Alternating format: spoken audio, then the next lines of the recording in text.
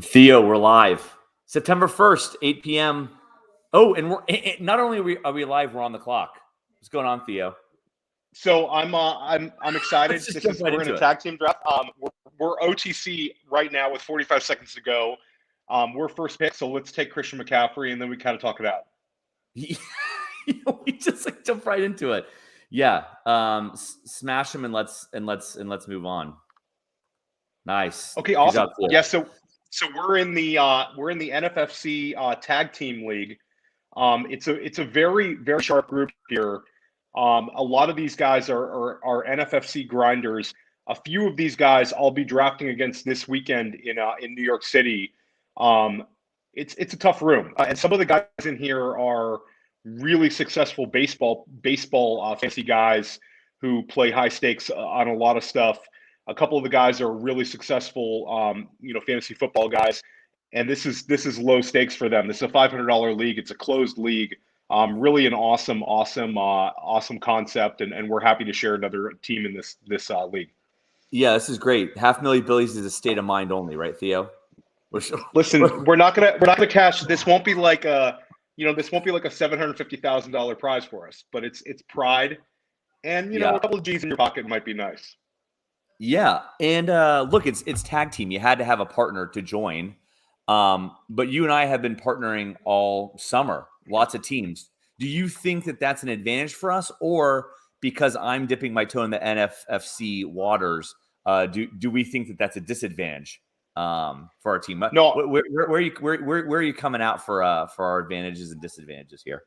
So your style of drafting correlates really well to the NFFC. The NFFC is a start 3 wide receivers and a flex full PPR 6-point passing touchdown league.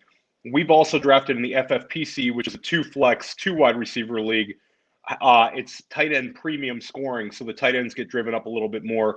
I love the NFFC. I play a ton of NFFC, but I'm not worried about it. You're used to this.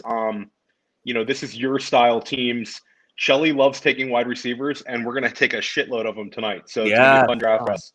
And we also have the Christian McCaffrey advantage is just, we start the draft with 30 points per game, and our build is going to be fun. We do have that gap we also have the third round reversal. So people that are used to watching us do FFPC, we will be picking at 24, and then we don't pick again until 36, but we go 36-37. And 36-37 has been an area of the draft where we like a lot of wide receivers anyway. So I think we're good with that. I think we're ready there. So Matt Modica took Devontae Adams. I think that's good value where he got him. Roto Surgeon, they took Derrick Henry. It's pretty chalky. The Siege took Eckler. I think that's a good spot for Eckler. He sometimes goes a little lower. We'll see Stephon Diggs go pretty quickly here. In the NFFC, does the third round reversal affect a lot of the first round, or you don't see kind of like the maneuvering and gamesmanship happen until the second round? Like, is the first round pretty standard FFPC, Theo? First round's pretty standard. The playoff weeks are different than than the FFPC. So Jonathan Taylor goes in the first round of almost every NFFC draft. You see him go in the second round of a lot of FFPCs. But no, I would say it's pretty similar. I mean, when you get to the top, you get to the top. I think sometimes some of the sharper players will try to maybe plan their builds a little bit differently. But the first round and the second round is going to be pretty chalky. Got it. Certain first pick and second pick are pretty easy in terms of building in the third round reversal. I mean, you pretty much know what you're going to get. You're going to take one of these top 2 backs, and you're going to be exposed to a lot of wide receivers for the next 3 picks. Yeah, that makes sense. There goes Travis Kelce, team 11. And now it is not tight end premium scoring. Why he's down there towards the end of the first round. But I assume that's pretty standard even in the NFFC, right, Theo? Yeah, I mean, Kelce, if you're believing that he's a big, huge tier above, then it makes a ton of sense here at 11. And I will say there's usually a huge gap between Kelsey and Waller in NFFC. Like Waller might be on the board when we pick Yeah. at 24. In the FFPC, Waller goes in every single first round. And if he falls to like the 201 or 202. So I like team 12 start is very much like what we have done those kind of builds, Gibson and Diggs. I like that start.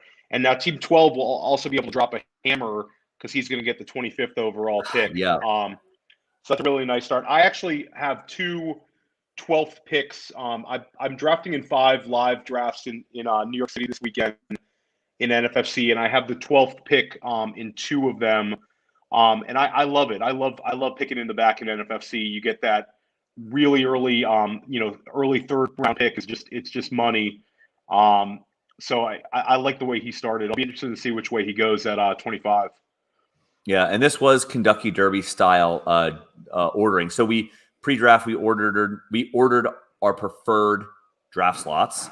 Then they run the randomizer to see who they pick first to understand what slot they want, right? So we did order. I think we had 1 and 2 first, and then I think that we had some of the back end of the draft. I think we're really happy with McCaffrey, although to continue to point out that 3rd round reversal when you can drop that wide receiver hammer at pick 25. That always feels good in these drafts. But we did put the first slot first, and so we're pretty glad that we were able to get McCaffrey there. Yeah, absolutely. Saquon goes.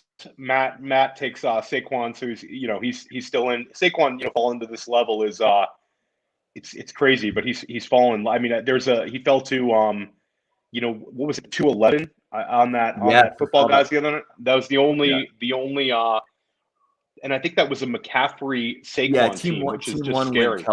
Team 1 with Kelsey. The good news is, and I don't remember who had that board, but the team 2 had had CMC, Saquon, CEH, and then completely botched the rest of the draft, which was, prayers answered, or at least botched in terms of me thinking about it, but no. Okay, so it's coming around to us. I'm going to cue a few names in here. Yeah. That I know I think we'll get one of these 2 guys. We'll see. Okay, I just added a 3rd. Yeah, no, I see that one. But you tell me. I mean, you're the boss here. I mean, you're the one who's knocking on the NFFC Hall of Fame door. So I'm not close to a Hall of Famer. We do have one probable future Hall of Famer, and Team 6 is Silver splitting a team with Nelson Sousa, and Nelson Sousa is one of the better players around. I'm actually splitting a team with him on Friday night in the NFFC Super. So we'll pay attention to Team 6. Justin Jefferson goes. He's creeping up with the Irv Smith news. The other guy that we had queued was Darren Waller. So I had suggested Darren Waller, but Darren Waller's gone now. So yeah, and I still think it's tough to take Waller here. I think Team 4, I can understand their rationale, and I love Waller, but I think it's he could have gone AJ Brown, he could have gotten Keenan Allen, a wide receiver you can kind of really lean on in this start 3 wide receiver format. So I mean, would you have either talked way. me out of it if we had Waller there? Would you have talked me out of Waller?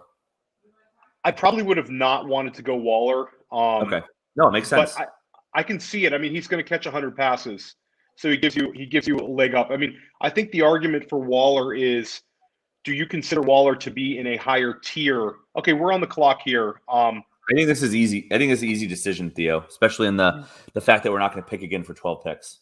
Yeah, I think that we both view AJ Brown as an elite wide receiver 1 with wide receiver 1 overall potential. We had him queued. We had CEH queued. We had Waller queued. We would have considered Jefferson, but I'm going to smash AJ Brown here. Yeah, please. Let's do it. I like that pick. All right, so now we wait. Well, here the good news is, and you're able to hold your own. Well, good news for the stream. Bad news for me. Good news is you guys get to watch me eat tonight. I came in like a bat out of hell. I was picking up Chick-fil-A for dinner, so I got sitting here. So Theo, you're gonna have to keep the show going while I take bites of of chicken on mute. I'm gonna go on mute, but you're still gonna be able to watch it on the stream. So it's fine. It's fine. You know, it's a goat district first. It's a goat district first. What a real treat for the viewers tonight watching me eat. So really nice choice by Team 12 there. Geese, and I'm not sure who he's splitting with. I don't have that in front of me, but that's a really nice pick to go with Diggs and McLaurin with Gibson. It's a little hairy to have two Washington players, but I don't think that'll hurt him because I think both of them could finish as, you know, potentially top 6 at their position if it all falls together. Keenan Allen goes, CeeDee Lamb goes. So you see, like, the team that took Waller, it's tough watching all these wide receivers run off the board. You know, he'll be able to go bang wide receiver, but I think you really lose a tier when you don't take AJ Brown, you know, Justin Jefferson, DK, McLaurin, Keenan, CD. You know, after Allen Robinson, I think it's kind of a little bit of a tier break. Yeah, totally dried up, and I think that, you know, the con here is you don't even get some of the cushion that you may have gotten from like a Kittle or like a Pitts, maybe helping push some of this back. Now there goes Kittle, but that's after the Allen Robinson tier is finished. Yeah, and Matt has Kittle with Devontae Adams and Saquon. So if Saquon, you know, plays and is his normal self in the second half of the year, it's going to be tough to beat Matt. Yep. Silver and Sousa take Chris Godwin to go with DK and Zeke. It's going to be a similar build to us, most likely. I do have Mahomes in the queue. Having a Mahomes-McCaffrey team with the 6-point passing touchdowns is not a horrible strategy at this level. It feels weird taking a quarterback early, but those guys like Mahomes, it's sky's the limit of what he could do this year, you know, touchdown-wise. So I'll consider him. And then after that, you know, I think we're both kind of looking at wide receiver here. Yep. So I'll start loading a few up, and we can talk it out when we get close to it. Yeah, I'm just looking at the queue. Yeah, I like what you've done there. Yeah, I mean, it's guys we know we'd like, and I'll throw one more in just based for the build. You know, sometimes in the 3 wide receiver start, I like having a weekly floor play guy. We don't necessarily have to go in that direction, but if you're starting 3 wide receivers, I don't want them all to be boom bust.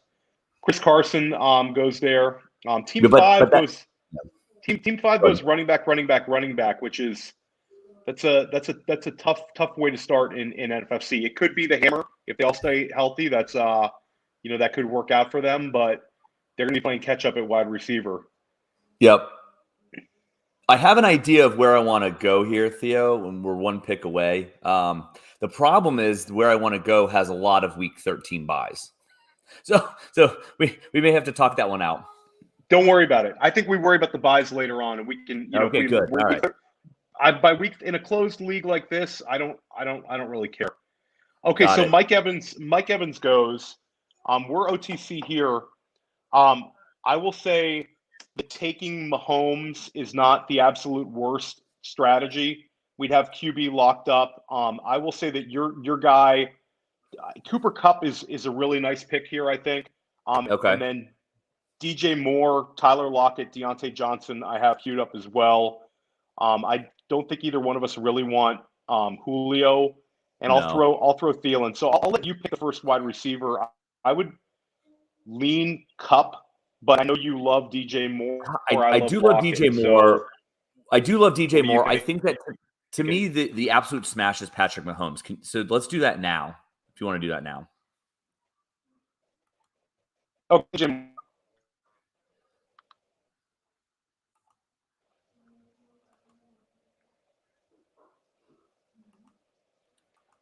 Shelly, you just cut out. Can you hear me?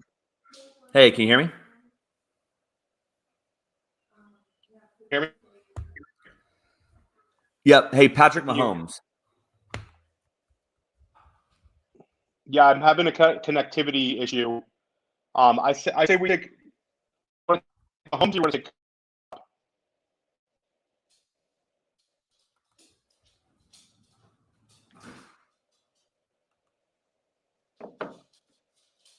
Hey, Theo, can you hear me now?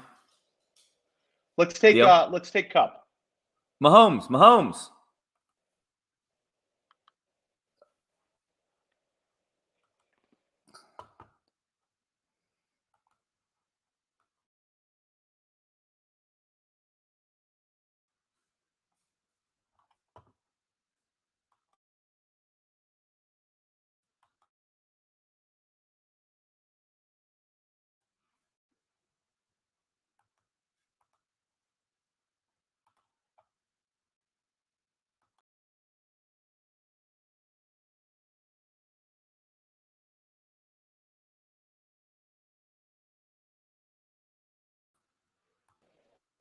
Theo. We timed out at the wrong time. I know, that was terrible. I took Cooper Cup. I hope that you're okay with that. I couldn't hear you Yeah, on that one. I was screaming Mahomes, but that's okay. Okay, so Is it, the show would must you have go on. preferred Mahomes? Would you have preferred Mahomes? No, I mean not really. I think that we can make up at quarterback, and I think we're going to be happy that we have DJ Moore and Cooper Cup. Okay. I've been kind of warming to Cooper Cup. I think that the smash season could be on the horizon. I think that he's going to be really utilized, and I'm happy to have him. I think it's good value. And then as you can see, Lockett goes right away, Higgins goes. Okay. So it's people are not really rushing to take a quarterback. By the time and when we come back around at the next round, I think there'll be a quarterback we like, we have basically flexibility to go running back, tight end, quarterback, or we can take another wide receiver because we started with these 3 wide receivers. Yep. No, that makes sense. I feel good about it that there was an allure of the Mahomes with the 6-point touchdowns, but I think that I'm okay there. Cup's a fine pick. You did the right thing with the DJ Moore. Absolutely had me read there. And also DJ Moore is Shelley's guy. I think that Yeah. we're sharing a team. DJ Moore is a player who Shelley wants 100% exposure to. I've really warmed to him, so I think that it's an on-brand pick. I think DJ Moore could be a top 6 wide receiver this year if it all kind of bounces the right way. They cut David Moore today, which is kind of a surprise cut. So it's going to be DJ Moore with Terrace Marshall and Robbie Anderson, and it's a pretty clear target tree there with McCaffrey. We do have 2 Carolina Panthers, but I don't really care. I think it's a nice build. It's explosive younger players, and we DJ Moore's 24 years old, and we get the Sam Darnold revenge game week 1.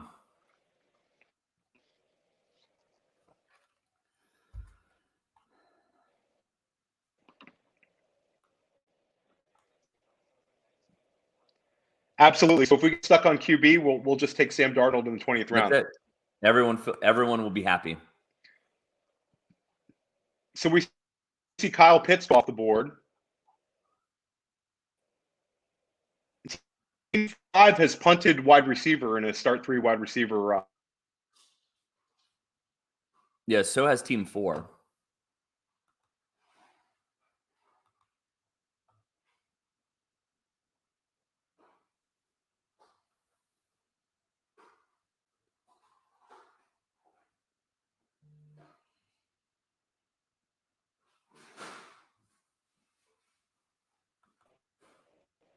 What's up, Theo?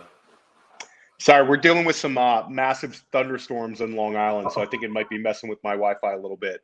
No, all good. Yeah, so Team 4 and Team 5 both punted wide receiver through 4 rounds.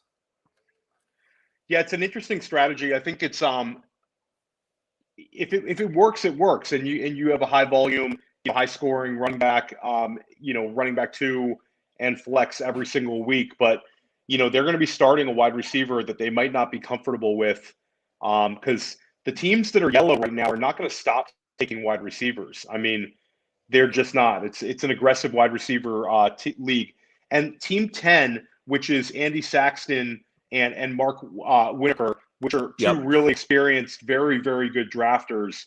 They went with the 3 running back build, but they balanced it with CeeDee Lamb, who we love and think could be a top 5 wide receiver this year.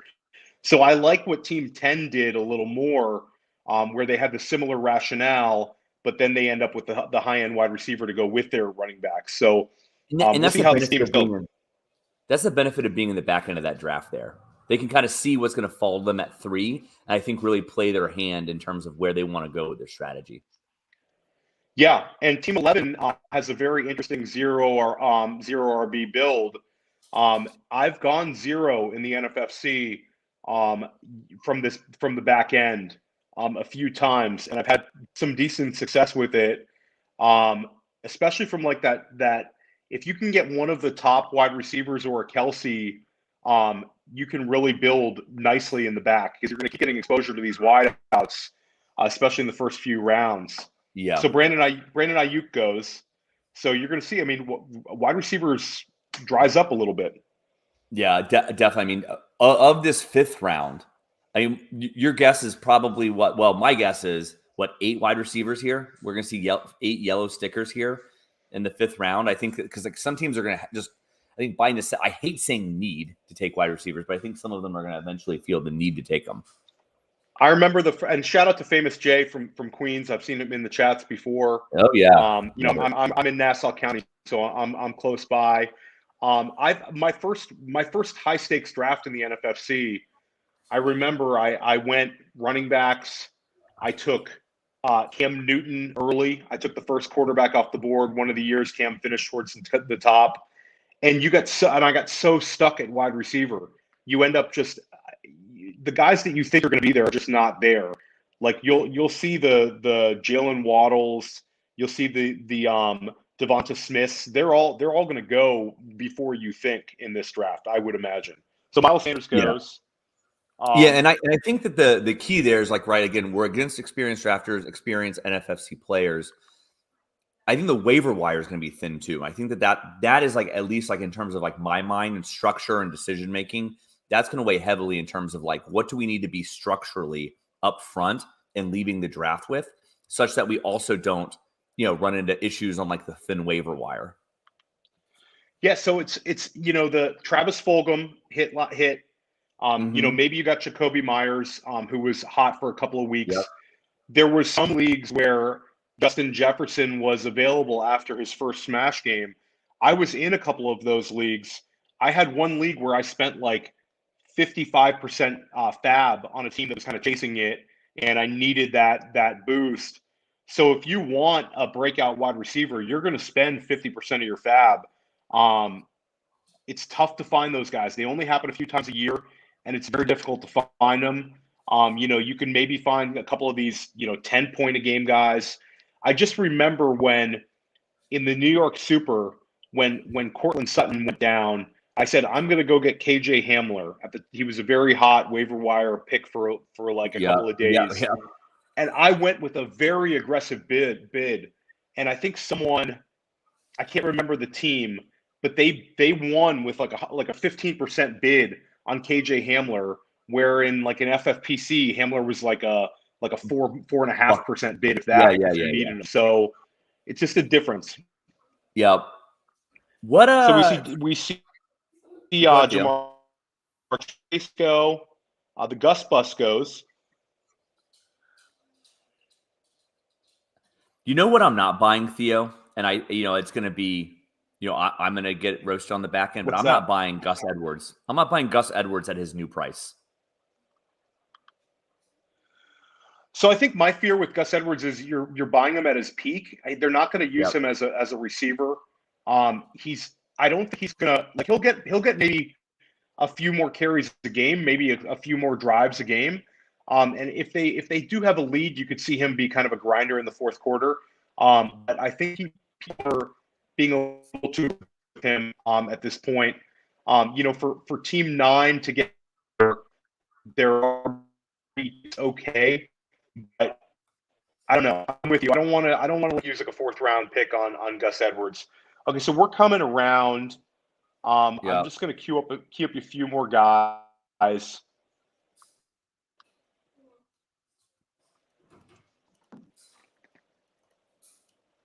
If there's anybody you see you want to queue up, we should queue up.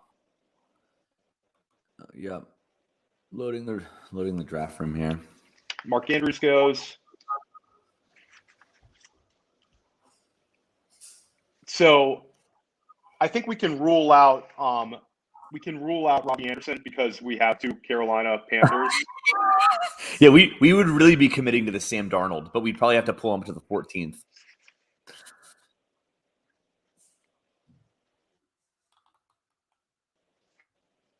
And I had Boyd in our queue.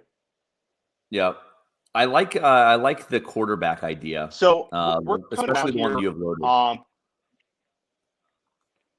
Yeah, I like grabbing at least one of these one-off positions here. Yep. And then I'm okay with going running back or wide receiver. I'm also going to go ahead and I'll queue wide receiver we like. Yeah, let me add one more wide receiver as well, just to have him in the queue. Very yeah, bottom now. I think that's fine too. Fonte is letting the clock wind down. I wonder No, there we go. which way he's thinking.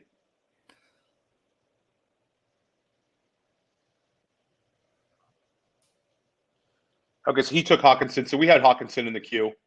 Yeah, and I like the idea of one of the one-off positions. I don't know if I could have gone two one-offs, but Hawkinson would have been nice there at the end of this round.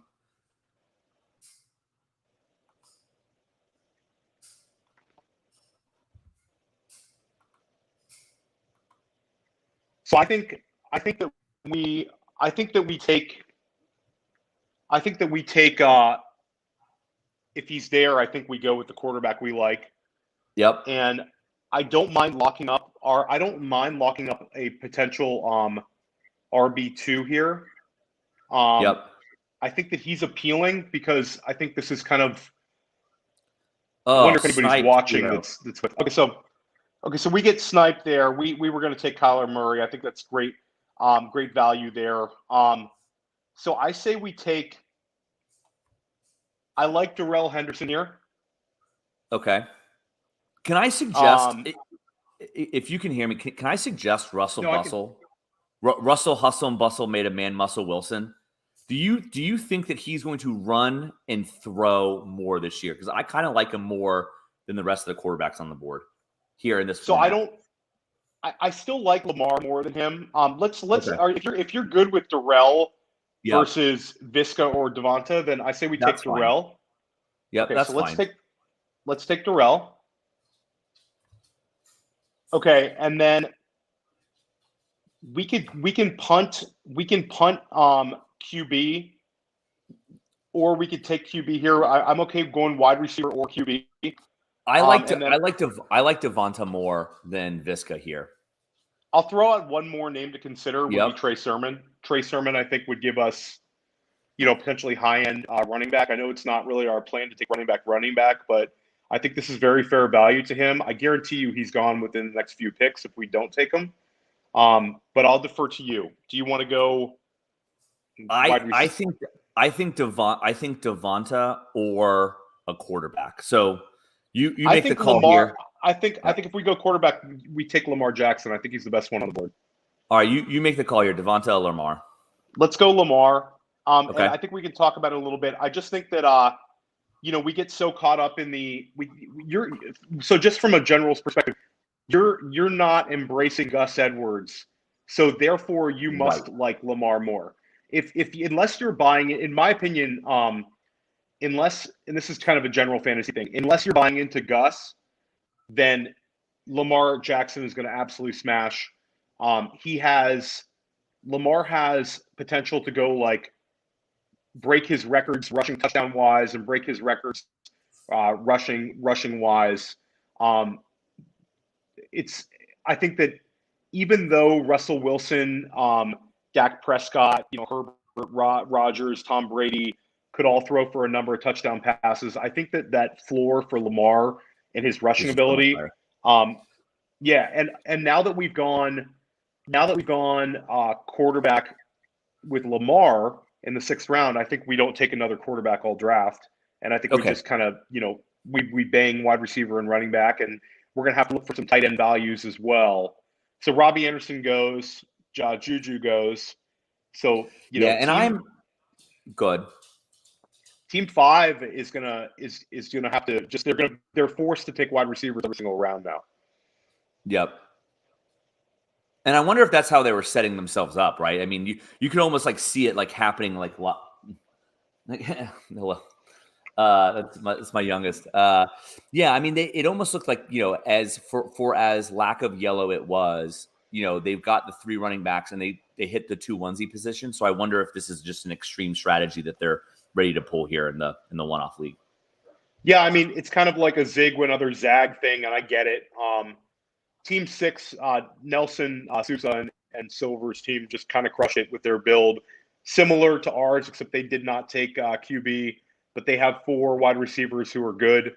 They'll have Odell in the flex. They'll have Damian Harris, who I think Damian Harris is pretty close to Darrell Henderson. I took actually Damian Harris in a football guys yesterday in the 6th round. I know we have some Damian Harris in like the 8th round before the Sony Michel trade. That's But right. are you warming to Harris as well? I think he's like he's like discount Gus Edwards or James Robinson. I think if you don't want to embrace those guys in the 4th or 5th, you can just take Damian Harris in the 6th. I think some people are scared of Ramondre Stevenson, but I don't know. I think it's more of I think it's going to be Damian Harris's backfield. And if you have him at RB2, you can continue to try to improve at your RB2 spot as the season moves along. But you'll get those like first 4 or 5 weeks out of Harris with no competition. I think he's going to have to screw up to kind of lose that job. I don't know. Where Theo, you're at. he's one where this isn't helpful to anybody, but I liked him in that 8th, 9th, and I think that there were some really good, some people out there who had really good perspectives of, hey, this is his floor. The second somebody leaves, you're going to be buying him 2 rounds earlier, and lo and behold, look what happened. Michelle gone, which is something that everyone expected, and here's his pop into that 6th round. He definitely, he doesn't catch passes. I like Damian Harris. My issue is I feel like he's one of those who is going to help you win their weeks 1 through 3. And I'm not saying that's like a defined cutoff, but I think that he's probably not more likely than not starting in your lineup in any sort of like playoff weeks or like towards the end of the season. Like I think he may give way just as easily than he would be smashing in your lineup for you. Yeah, I mean, I can see it. It's somewhat of a floor play. Yeah. But I do think RB2 is the position that you can attack during the year. I mean, we see it every single year where running backs come on the waiver wire. Guys that are not there's going to be a guy that's not drafted in 20 rounds here that's usable for a few weeks at least. Definitely. So I don't mind if you tell me that you think that his success is going to come in the first 5 weeks. I think like that's appealing to me. To be 5 and potentially 4-1 or 5-0 to start a year, and then you have to pivot. It's like, okay, I'll deal with it. I think you're buying time to find the upside plays on the waiver wire or how like the roster plays out. Like it's because I see Darrell Henderson in the exact same mold. Yeah. No, so Darrell is interesting. I think that I'm not afraid to have Darrell and Sony, thinking that it's going to be one of I know it's kind of counterintuitive, but in a closed league, I'm more apt to handcuff than I am in a tournament. So I think that it's very doable to draft both. We don't have to, but it's doable to draft both. And I think that Darrell's been kind of beat up a little bit. He's a guy that's going to be good getting in space. In theory, he should be a better receiver than he's shown in his first 2 seasons. Yes. He's dynamic with the ball in his hands. He could break off long runs. So, I mean, I think where we took him, I think it's okay. We basically took him at the beginning of the 6th round. A couple of weeks ago, I think when he was going in like the 4th round, it's kind of hard to do it. But where we took him, I mean, he can be a low-end RB2 and we're fine. And I think the thing to remember is the RB1 overall and the RB24 outscore the RB6 and 7 combined every year. So we are already so strong at RB1 that we got a little, cushion here at RB2. So I'm okay with Darrell. I mean, I think that, we would have maybe taken a Trey Sermon, but we could have potentially been waiting on him for weeks and weeks until, Mostert breaks down. So we have 2 Rams and we have 2 Panthers, which is a little weird, but I'm okay with it. Well, I think that there's worse offenses to buy into. No, I like it, Theo. Absolutely. Do you just looking at the board? I really like what Team 12 has done. They've gone 4 wide receivers: Diggs, McLaurin, Ayuk, Claypool, and then Dak and Sermon, along with Antonio Gibson. I feel like there's a lot of upside built into that team. Yeah, Team 12 has a really good looking build. I like what they did a lot. I like Team 6 a lot. I like Team 10 a little bit. I think Team 10 is interesting because if Chase kind of exceeds expectations to start out, that team could be dangerous because they do have the CeeDee Lamb. It's almost like a wide receiver anchor to go with their 3 running back start. So I like a few of these teams. It'll be interesting to see how teams finish this draft out. Yeah, and team 9 is Atkins and Parson. So those guys are both pretty sharp as well. They did a kind of nice build, I think, with getting AB, who I know I'm higher on Antonio Brown than you are, but having Brown as their wide receiver 3 and getting him in the 7th round, I think is pretty good value. Yeah. No, All right, so definitely. Hey, I know we're about to be up, but I'm just one thing going back to our last round pick. I'm really happy we got a quarterback, Lamar, because I think that they've really been pushed up. And again, as you mentioned at the top, 6 points per passing touchdown. So we see Tom Brady there in the 7th, again to that Silver Sousa team. So I think that we're really happy to have that quarterback on the board. Yeah, no, absolutely. I think that if there's anybody you want to add in the queue, go for it. I will say that I'm gonna add a QB that I think kind of makes sense with our build. I would end up fighting you really hard on taking a second quarterback on the after doing Lamar. But I hear it. That was a mental freeze. I was just looking at it. I forgot the Lamar pick. So we're gonna go with I think if you're good, Stafford. Were you thinking Stafford? I know, but it was like a mental. I'm in too many drafts right now, Shelly. I'm in 3 drafts right now. No, that's okay. Hey, so I like 2 players on the board, and I really hope we can get both of them.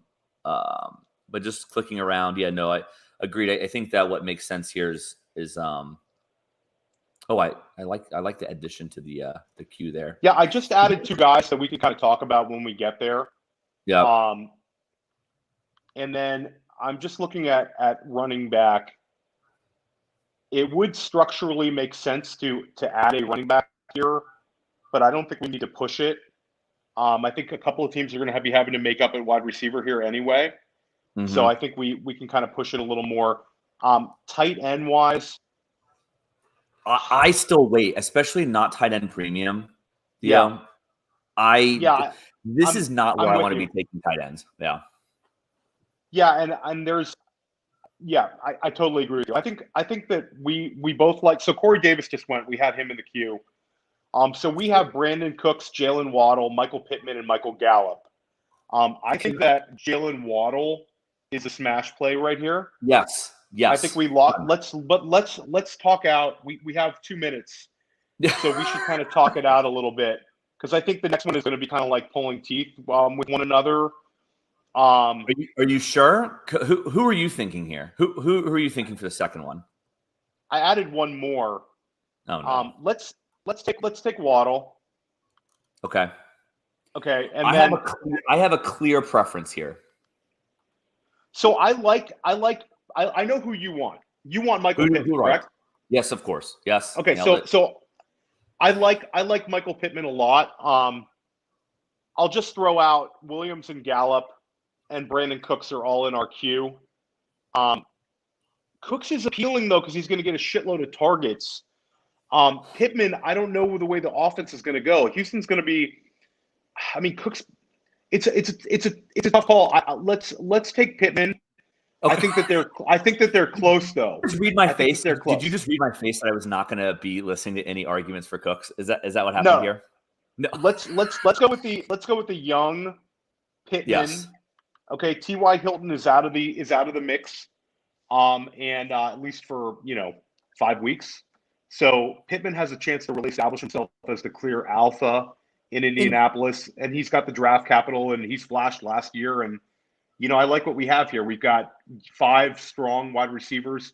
We don't have to use Waddle week 1. We can kind of see what the usage is going to be, and we could start Pittman as our flex. It's a pretty nice build. yeah, and I look, the upside case for Pittman is you said it. We don't know, but I can imagine a case where he's 6'4", he's a second-year wide receiver, he had draft capital, and he's just ready to absolutely break out like as an alpha. And so while we don't know usage per se, we don't know if these teams are going to be bad. I could just as easily make an argument that the Colts stink and the Colts are throwing the ball. I think in terms of making the right bets on the right types of players, that's why I've been really pushing Michael Pittman late in this draft season. Like I really like he's one of like my early draft season regrets in terms of like not being as smart as I am now. He's definitely a player that I've been pushing and looking to add in a lot of leagues. Dan and I just did it in a main event. And again, and actually the debate was between, hopefully I'm not giving too much away. The debate we were having was between Michael Pittman and Marquez Callaway. And so we ended up going Pittman. But again, like I said, I've been trying to personally add him in almost every league with that right type of bet to be making. Yeah, no, I think it fits in kind of the player that's a kind of player that's appealing to you, where you like a younger player with upside, and I think Pittman certainly has that. I mean, he's got the size. The situation reminds me a little bit of Cortland Sutton year 2, where Cortland Sutton year 2, people kind of didn't really buy into it. He was going inside like right about the 8th round, I'd say, in NFFC. And he absolutely smashed. I mean, I think he scored on Monday Night Football, and he ended up being like a top 16 wide receiver for the year, despite having completely shit quarterback play. So it reminds me a little bit of that. Pittman, I mean, he flashed last year. I mean, he had a couple games where he looked like the real deal, and Yep. a lot of people have spoken fondly of Pittman in the GOAT District this summer. A lot of really sharp people. So I don't think you're wrong to like him. And I certainly think where we got him in the 8th round is fine. Theo, what's gotten colder, my Chick-fil-A sandwich or the wide receivers available to be selected here? Well, I mean, you see Team 5's going to have to start Jarvis Landry week 1. I mean, that's it's tough. Your guy Elijah Moore goes off the board in the 8th round. Makes total sense in this format. I mean, I think that this going format, double wide receiver there, Theo, was the absolute right thing to do. I mean, we really could put up a 12 wide receiver round here. I mean, we really could. yeah, Oh my God. And from a game theory perspective, I think that when you have the first pick or the 12th pick, and you're kind of on opposite ends of the extreme, you can kind of force the hand of your league mates based on your actions. It's a little risky. You don't always force a run, but I think that oftentimes if you look at the FFPC boards, when team 1 takes their tight end, oftentimes it starts a tight end run. It can start a wide receiver run. I mean, it's just, this is very much the wide receivers are going to be completely dried up. And by the time we get to picking, at the end of the 9th, we might not take a wide receiver there. They might go. There might be 15 go here. So I'm glad we locked those 2 guys up. Yeah, me too. I think structurally that was good. I like what you've done to Q. I like Q management. Q management is on point tonight, Theo. Oh man, ruined it. Atkins ruined it. We really could have gone 12 wide receivers. Could have been completely yellow. Thanks a lot, Corey and Atkins. That was you blew it. You completely ruined it. It was beautiful. It was going to be a straight yellow line, and they had to screw it up. Unbelievable. So I apologize. I apologize to any OCD people watching the GOAT District tonight that really wanted to see that straight line. It's not happening. It's not happening. I was rooting for it. What I really hope that somebody else goes another color other than yellow, so that way it's just not this one sore like blue thumb sitting there. Yeah, well, I think Team 12 might break it up. I think Team 12 is going to mix it up here. Team 11 will be interesting to see what they do. They're very balanced. They need a QB. And Yeah, I they need wonder a which QB, way but team Andy and Mark here. They have a nice team. I don't know who they're getting. nice, They got Gallup, nice. so that's a very nice pick. So they have the Cowboys correlation there with Lamb and Gallup, where potentially if anything happens to Amari, it's wheels up for Team 10. I like what they've done. Interested to see Team 11 here. Hey, Theo, I want you to project regret on Team 10. I don't know if they do regret it or not, but here's a question for you. They took LaVisca at 6'12". There was not another wide receiver picked. They already had Lamb on the board. They end up going Gallup later. And then in the 7th round, they do take a quarterback, but Dak's off the board. Do you think that Team 10 has any level of regret of not going Dak there and seeing if they could have gotten a wide receiver on the way back? So I don't know about a super stack in a 12-team league. I mean, there's smarter guys. We've had Justin Herzig on today. We've had Josh Larkey on. You can find some good stuff on ETR about this correlation in 12-team leagues and stacks in 12-team leagues. I don't think they have any regrets on that. If it was a tournament, I think they would have regrets. If it was the NFFC primetime, which is a $1,700 contest, the same format as this, but it's a lot higher stakes. I think they wish they would like having that, but not here, to not have here. here it's I don't know. You're trying to get the perfect lineup for those playoff weeks, but it's less important when it's less teams to compete against. So that's basically my take on these stacks. I love having a little correlation. There's not necessarily a wide receiver we can combine with Lamar. All of his wide receivers are basically off the face of the earth. But it would be nice to have one potentially. So Sony Michel goes there, which is a little disappointing. I would have liked to have grabbed Sony, but he's going in every single 8th round. It was kind of wishful thinking to think we'd get him at the end of the 9th here or early 10th. I took him in the 8th in a Football Guys today. I like that. It's Henderson could falter and it could be Sony. We went Henderson as our bet. But Team 11, I like what they've done. And Jacoby Myers is very interesting. Shout out to Hilo in the FFPC streets. He's all over Myers. I think Myers is really appealing kind of in this range. Myers, like the range of outcome for Myers is maybe better if Odell stays healthy. I think that Myers outscores Jarvis Landry. And I think you got him basically around later. He's always produced. He had no touchdown catches, but he always produces when he's out there, and it looks like he looks good. So I like that pick. You see Mark and Andy take Terrace Marshall. I like that pick. I know you love Terrace. That's a nice pick. I'm pretty sure Dan and I just took him in a main event while we were here in the draft. Let me check and confirm, which my phone's not working. But yeah, we in the main event we were looking to get either Rondale or Terrace, and of course Rondale was taken before us, so we ended up going Terrace. But again, the time we are in the draft season, I think that having exposure to either of those rookies doesn't matter if that's 9th or 10th round. I think is the way to go here. I think starting to mix that up is good, especially if Elijah Moore can continue to slip a little bit. So Brian Edwards goes. That's your another one of your favorites.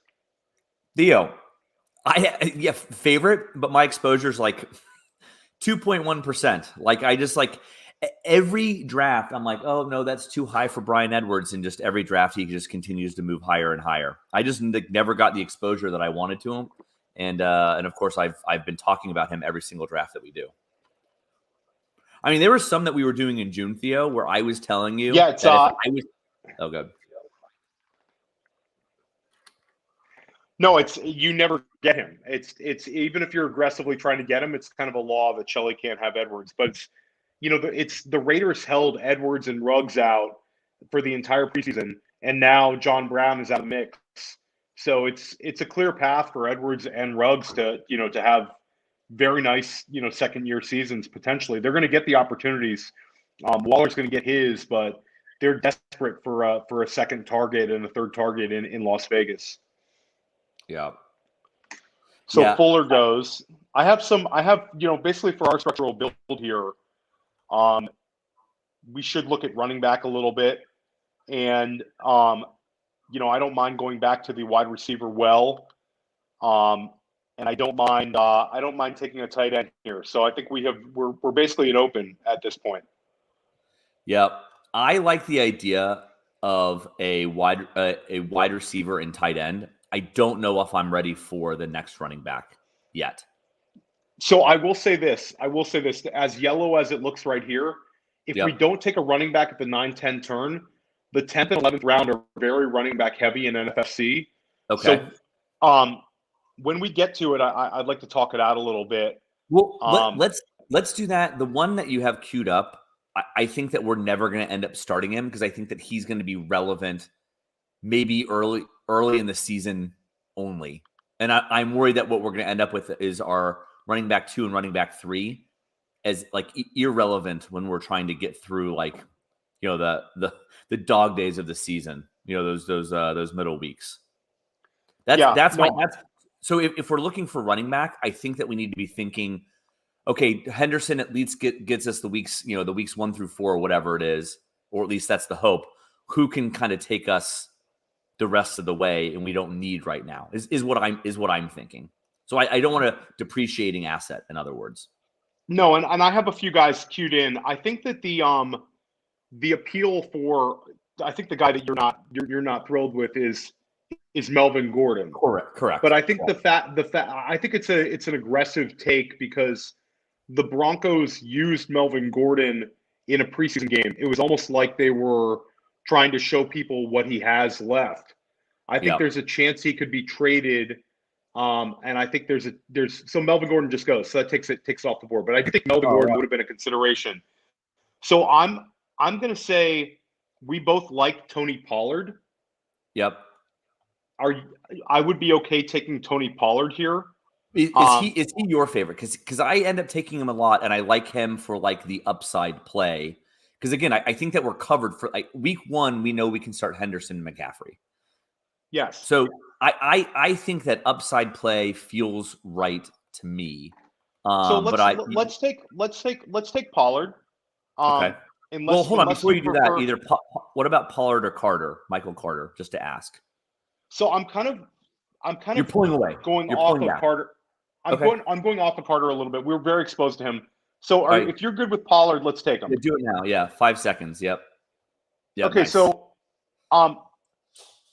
with Carter, I do think it's going to be it's not dissimilar to Pollard, where I think the opening weeks, I think they might get similar volume. I think it's going to be a real split in New York. I think that there's a chance Carter could take over, but it might be more like week 8, where we thought it was going to be like week 4 early in the season. I think it looks like it's going to be more of a split. So right now, I'm open to going aggressive for Jonnu Smith and locking up our tight end. Okay, I'm okay there. Or I'll throw out Henry Ruggs, and I'll throw out one of the running backs we have lined up. I think the answer is Jonnu and locking that up, and then we can go like one flyer later. Let's take Jonnu Smith. Yeah, okay. I like that. So I think Jonnu Smith is just I think that he flies up the board based on the it's an aggressive pick. But Shelley and I were not going to get him at the 11-12 here. I don't think he would have fallen there. He could have. I mean, he goes pretty low in NFFC, but to me, he's an exciting tight end to have. They want to get him, a chance to get Yak. And again, it's going to be Mac Jones, where Jonnu could end up being the alpha in that offense. And I think that there's not another tight end on the board that, like, Higbee's going to have his usable weeks. Noah Fant is exciting. If something changes up in Philly, Goddard could be exciting if Ertz is traded. But then it's, Tanyan, Jasecki. It's not as exciting to me as locking up Jonnu there. It's an aggressive pick, but it is what it is. And as you can see, we're at 5 wide receivers, and we're going to start trailing some of these teams. So I know moving, I like our wide receivers a lot, but we're going to need more as the draft moves on, and we're going to need to square up running back. So we basically locked up tight end at this point. I think we can take another tight end late, but I think this is good. Ruggs goes. So we had Ruggs in the queue. We had Michael Thomas in the queue. Yep. Team 2 has Callaway and Thomas, so that could potentially be a really fun build for them. Yep, and I like it because Team 5 is continuing to take these wide receivers here too. So they're really interesting start. I think that the zigging while the others are zagging, I think is at least structurally paying off for them because they've committed to it, which I like. Yeah, I mean, I get it. I just think it's difficult when Deebo Samuel is your wide receiver 1. Well, let me say this. I don't know if I would have done it, but if you're going to do it, this is how you continue the trend. Like, you're just going to have to keep, like, if you're going to commit to it, you got to be all in. And I like that they've not deviated to say, oh, there's this XYZ value at, quarterback or tight end or running back. They're just like, no, I've committed to this. I'm going to just keep smashing the wide receivers. If you're going to do it, you might as well be all in. No, I hear you. You can't half-ass an extreme strategy because then I think you're really dead in the water. Yeah, I'm starting to queue up some guys. I know it's a little early, but I'm trying to plan this next one out because I think the 11-12 is going to be important, very important for us. Yep, and you started to call it. There goes Carter, and there goes Connor. Connor was also in the queue. So I wonder if we're going to start to get a little bit more green here, Theo. Yeah, it's. I think you're going to see a lot of running backs go. This 10th and 11th round is going to be running back central. It's when you do enough of these drafts, you can kind of predict it. The FFPC and the NFFC, you just see positional runs where guys kind of dry up. I think that the difference is in the NFFC, you don't really see tight end runs, but you do see quarterback runs occasionally. But the wide receiver and running back runs are going to be they're clear as day. When we get to 11-12, it's going to be hard for us to extract wide receiver value. We're going to have to push some guys up. And running back wise, we hope a couple are going to be left there. Yep. And if you're just joining the stream, welcome. Doing an NFFC contained league tag team challenge. Theo and I are teamed up here, but we've been teamed up all summer. We're playing against 11 other teams who have co-managers in the league. Also, eating live on the stream, so periodically that's going to happen. But the yellow of my Chick-fil-A sauce is just matching the yellow of the board. So trying to get some food and board synergies there. No, absolutely. I'm queuing some deeper wide receivers up. And some deeper running backs as well. Hey, I've done the same, Theo. Hopefully you've noticed. Yeah. Let me see one guy here. And I don't mind having a second tight end if we see one of value, because we waited till the 10th round with Jonnu. And I do think that Dan Williamson oftentimes brings this up, is that tight end gets pushed down so much in NFC that occasionally you can find a tight end that's flex worthy. Occasionally you can find a potential breakout tight end on the waiver wire because people don't want to use Fab on the tight end, and you can plug that guy in, and it's actually not a hard position to stream in NFFC some years as well, where tight end is oftentimes very flat between like tight end 9 and tight end 18 anyway. You can always find a guy there. Tight end 36. Tight end 9 and tight end 36 are all within 0.2 of a point of each other. So Paris Campbell we had in our queue. Would have been nice to have Paris to go with Pittman, to have the 2 Indianapolis players. But that ship has sailed. And you see Noah Fant go. So Team 12, we like Team 12 at this point.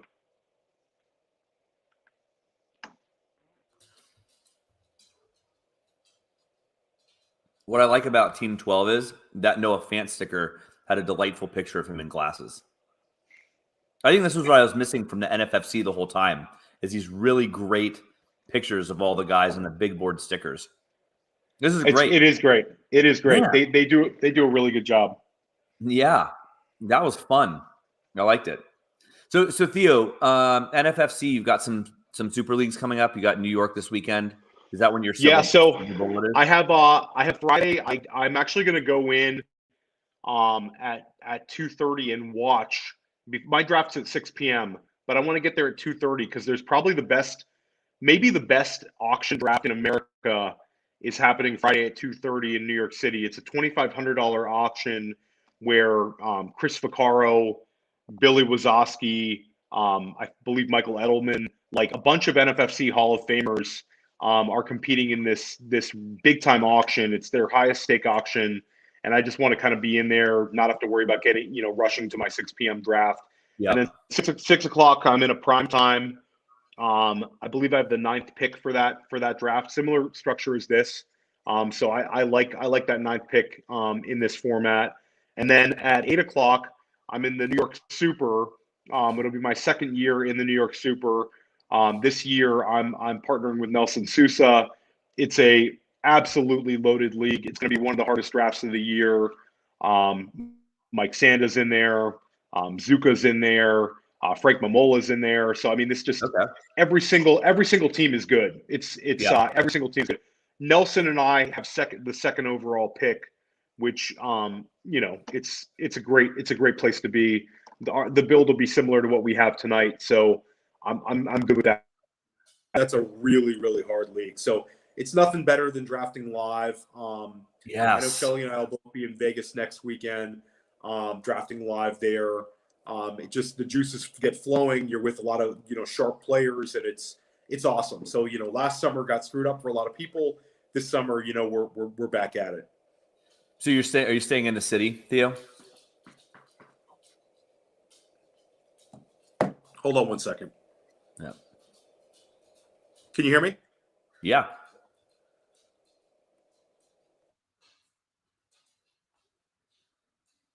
All right, lost Theo, which is good because then maybe I can go off the rails for the next pick until he gets back.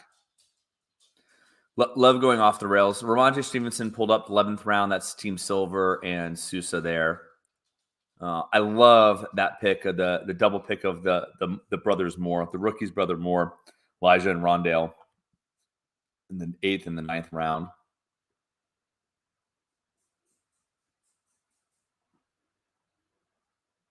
All right. Theo, you back? Yeah, we just got an emergency flood warning. So Apple took over the alert came across the phone, and it took off the headphones. So I'm back in here. So back. Hopefully I'm not underwater, but that'll be good. So I asked you a question. We're almost on the clock here. Are you staying in the city? So no, I have where I live is only about a half an hour to 45-minute train ride. So a lot of those guys stay in the city, but I am not. Most of the players are East Coast based. So Jalen Reagor goes. So our queue is just getting bashed up. Hard. I was going to lobby hard for Jalen Reagor next. So I have a pretty decent idea of where we can go here. Man, Jalen Reagor one really hurt. Even Russell Gage one hurts a little bit. It really, really did. I would have loved Reagor. That stinks. Yeah, that would have been a nice one to have. I have a couple of guys here we can consider. Let's see what Team 2 does. Hopefully, it doesn't take somebody from our queue. Okay, so he did. He took Alexander Madison. So I would say this. I would say I'd like to take Gabe Davis. Yes. Okay. Yes, that's easy. So easy. Gabe Davis, let's lock him up. Okay, and then the next one, I like the idea. The next one is tough. We can go with. I mean, I like the cuff idea, Theo. I like the cuff idea. The cuff makes more sense. We're so committed to McCaffrey. And the Panthers in general. Yeah, I mean, the two guys we have queued up here are James White and Cole Beasley, who could be two really useful PPR guys. Mm-hmm. But I think that much like you see with Team 6, having a cuff in a closed league helps you when you don't have to use draft capital. And we're going to take Chuba. Bonifan was cut. He's the clear number 2 back there. Let's take him. I hate Yep. leaving these. I hate leaving these Cole Beasleys and James Whites on the board. They're just potential PPR money. You could always plug them in. It's the low floor guys, but they can help you in some of these bye weeks. Yep. I'm okay. I'm okay with what we did there. I got to tell you, I think that would we have had a fight there, Theo, at number one if Rager had made it.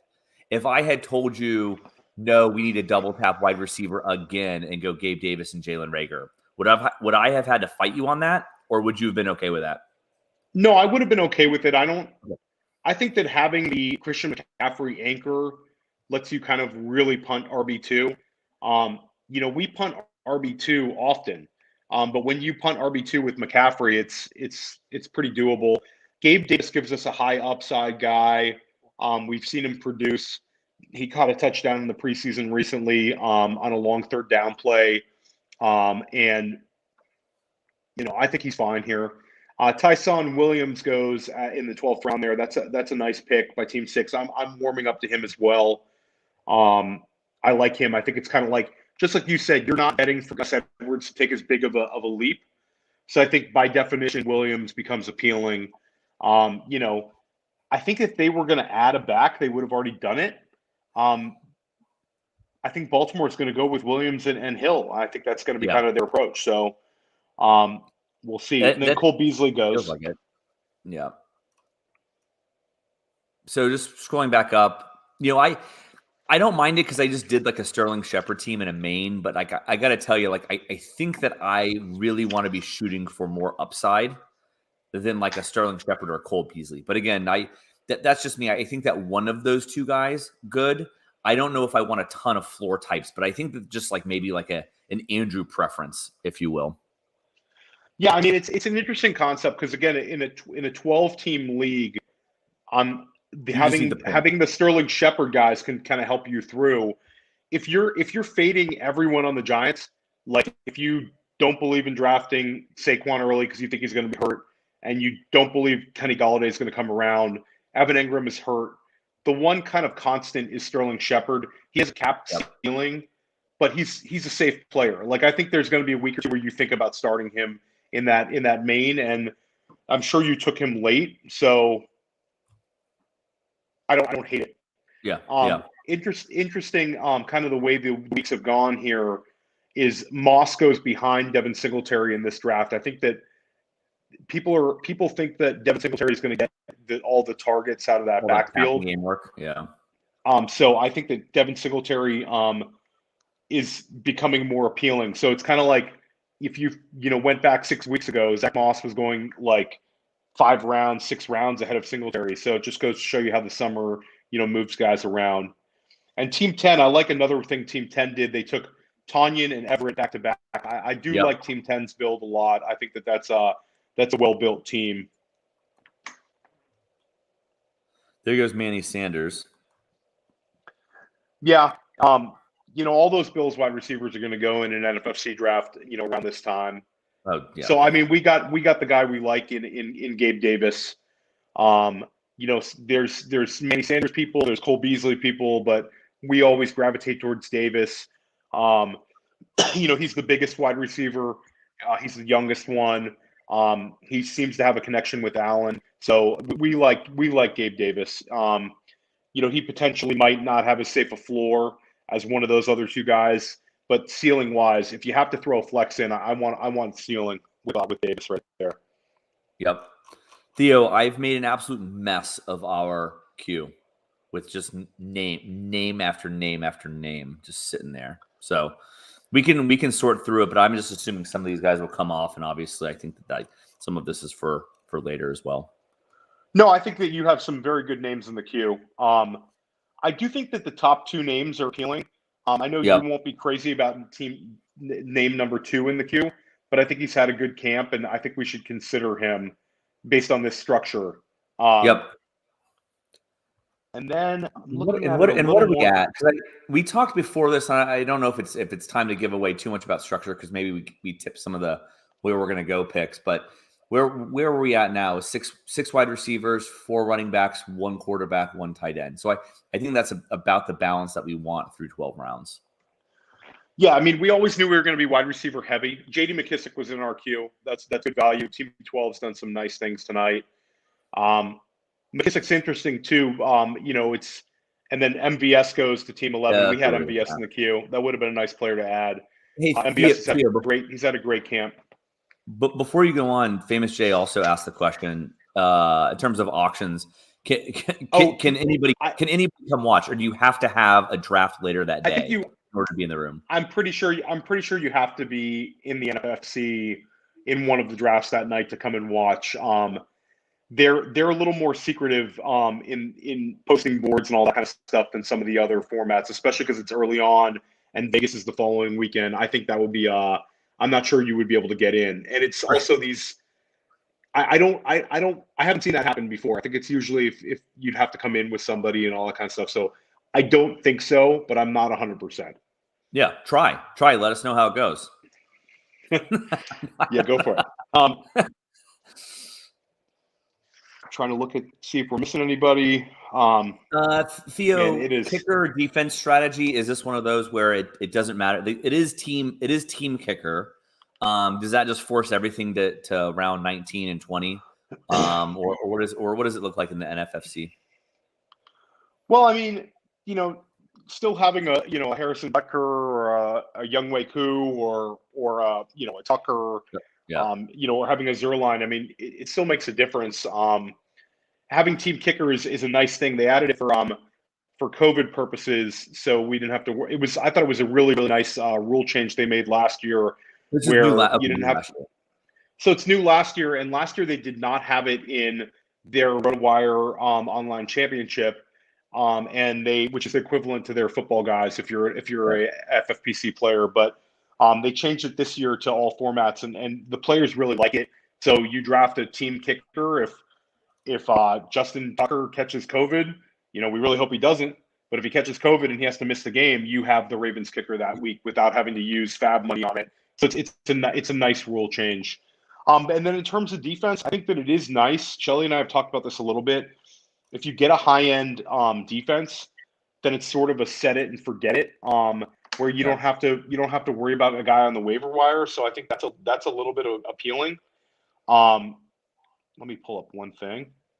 Yeah, Famous Jay we'll send you the press credentials. So that's it. That's it. All you have to do is laminate it. get in JD's DMs. Yeah. So Famous Jay says he's with he'll tell them that he's with Theo in the GOAT district. So, anyways, Theo, we're up in a pick. Okay, so I'm gonna add one more guy that maybe is being overlooked, and one more guy I think is. I wanted to add one high-end name that I think he's at the bottom of our queue now, and it would be a very aggressive pick. But I think the bottom two guys in the queue, if we take one of those two with one of the running backs you like, I think that's the best structural build. Okay. You don't think that we go back? Do you think we go back to wide receiver? No, because I think they're all kind of the same guy. Okay. What are we at right now? 6 wide receivers? Yep. I think two or three more is my preference. So I think some of the guys you've had queued are going to be there. Okay, so Tevin Coleman goes. So first, let's figure out the running back we want to go with. I think that you have one guy in there that would be a floor play to use, but I like the idea that you have of And I added somebody to the very bottom. So just I like that one too. I'll defer to you right now in terms of what running back you lean to. I think Kenneth Gainwell is not a bad pick. I'm between Darrington and Gainwell, just to say it. Okay, so I like Darrington more. I think that he's the high end cuff. It goes right with Pollard. So let's take Darrington Evans. Let's lock him up. Yep. Okay, and then I like the idea of taking Nico Collins, who I think has big-time potential in Houston. Yep. KJ Hamler, who looks like he's going to get a lot of work in Denver. They're both more speculative plays, but I think that, based on the wide receivers available, I kind of like those two the most. If you want to go running back here and double tap it, I'm okay with that too. You don't No, want I to. mean, I would almost tell you that I'd prefer like no more or one more running back the entire way. Let's So I would take say let's take. I'd like to go Nico Collins here. That's our first Nico done. Collins together, but I think he's gonna get work in Houston. I love it. I Okay, love so it, we Theo. took Nico. Okay, good. So we put our stamp on that. Yeah, it's really tough to pass up some of those running backs you had in the queue. They'll all be gone. We have a ton of Darrington Evans. I just think it's if you don't believe in Derrick Henry, we don't dislike Derrick Henry. I have some Henry, but he's got a lot of carries on him, a lot of tread on the tires. If he does break down, I think Evans is very dynamic. I think he'd be a different sort of running back for Tennessee. He's not a plotter, or he's more of an elusive type who can receive targets. So I'm kind of excited about Darrington Evans. I think that he's where we took him is probably a little early, but again, we're at the turn here. So KJ Hamler goes one pick after. I mean, this is a sharp room, Shelley. Yeah, I think Team 2 is listening. I'm just going to give us credit for them listening to us. A don't know pat ourselves on the back situation. Yeah, I don't know about Team 2 listening to us, but I think that they certainly have our mindset. The Madison pick was great. Well, isn't that Matthew Davis, the guy who set up the tag team? It is Matty Wood on Twitter. Yeah. He's a sharp drafter, sharp guy. Hamler there is a nice pick for him. Hamler's just so explosive, and I think that the appeal with Hamler is if Sutton breaks down again. Sutton looks healthy. I mean, he caught a touchdown last game, but if he breaks down, I think Hamler could be really good. And in Dynasty, I love stashing Hamler because if a high end quarterback ends up in Denver, Hamler could be like a real third year breakout type guy. Yep. No, I like the Hamler idea. He was really dynamic at Penn State. He didn't flash obviously last year as much as we wanted. I think he had one smash game, Theo, maybe towards the end of the season. It was like a weird smash game too, where KJ Hamler, when he came out of the draft, was like a 4.2, like high 4.2 40, like complete burner.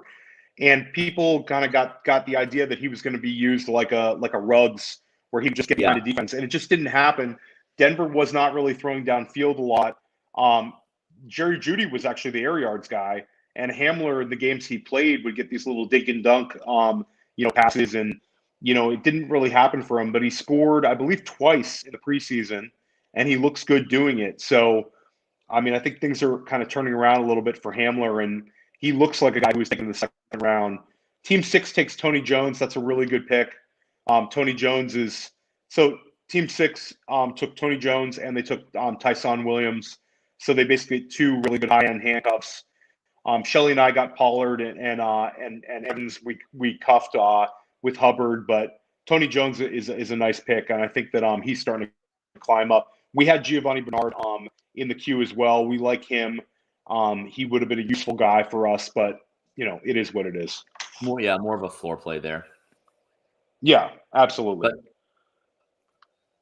All right, just doing some queue management here, Theo. I kind of like where we're at. Hey, I'm really glad that we went Darrington Evans there. I asked I don't know if I asked out loud, but I always think, hey, is it a wide receiver double tap? I'm glad we didn't, because some of our queue is gone here with the Bernard and Gainwell and the Tony Jones thought there too. So, anyways, in terms of just game theory and kind of how things played out, this has been really running back heavy since the 13-9. Yeah, it's going to be that way. I think that a lot of teams will load up the back end of their draft. Well, like when you get to the 20th round and the 19th round, there's not going to be a whole lot of wide receivers taken. Really speculative wide receivers are not going to go. It's going to be more speculative running backs. A lot of RB3s are going to go. Occasionally an RB2 falls that you might not be thinking about. But it's usually these RB3s are going to fill up the draft in these last two rounds. And then some teams that have not gone with the second QB are going to have a second QB. Some teams that haven't had a second tight end are going to have a second tight end as well. And you'll find those guys in the NFFC. You can find those guys a little bit late.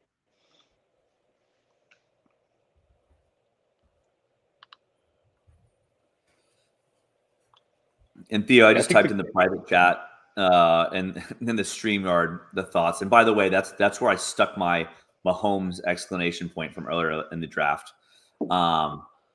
Team But 12 has the entire Team 12. I don't mean to interrupt you. Team 12 has the entire Washington backfield. I So Team noticed that 12 too. I has like that. Patterson, McKissick, and Gibson. I think that it's an interesting approach. But Patterson's an exciting guy.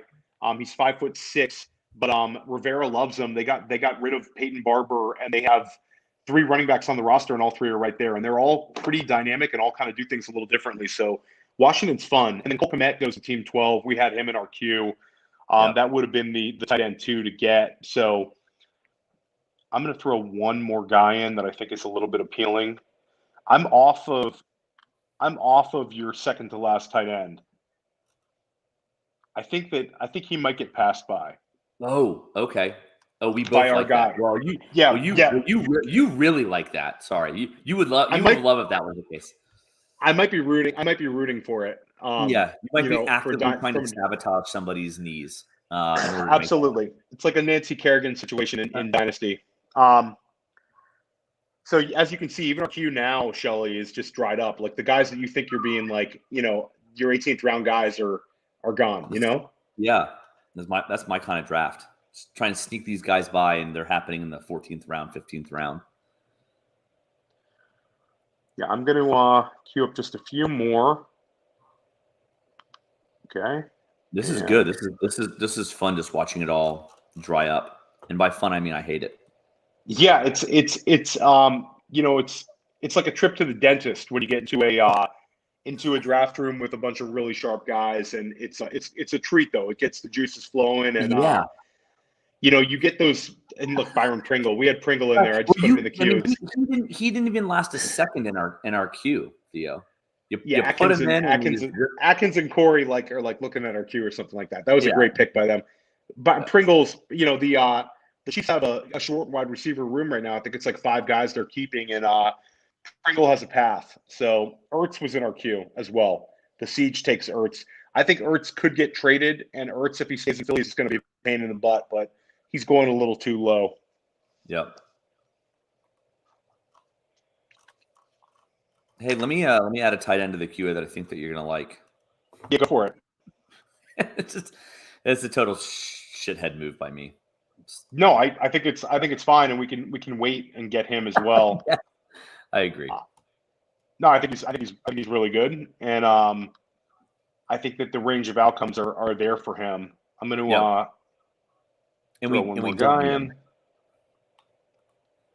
We don't need him, and I think that I like where that's going, Theo. Yeah, I'm going to throw a couple guys in there that are not too exciting, but should be thought of. I'm going to throw one more in here, a guy that we're adding a lot of. Yep. All these names are pretty good, so they'll probably all be done by the time we pick. And we see a defense go off the board, so defense would be a consideration of us right here. If you want to go with a defense, because I think that like the extremely high end defense, like Tampa Bay, where we could just kind of set it and forget it. What are your thoughts to that? No, I love that. I think that we'll really find out if Matthew Davis is listening, if he takes the Tampa Bay defense here. But yeah, no, that appeals to me. I think, just for full disclosure, I pinged you right before Team 12 went. I said, hey, we're going to go Kmet and we're going to go defense. And then, of course, he went Kmet. So that obviously is out the window. I think the Kmet pick was a great there in the 15th round. That's his second tight end, Fanton Kmet. That's, 2 really good ones that, if we were FFPC, I'd love to have too. And I think really happy with the value they got them in this draft. So yeah, anyways, long story long. Yeah, absolutely defense. Thinking about that here. Yeah, and I'll throw out.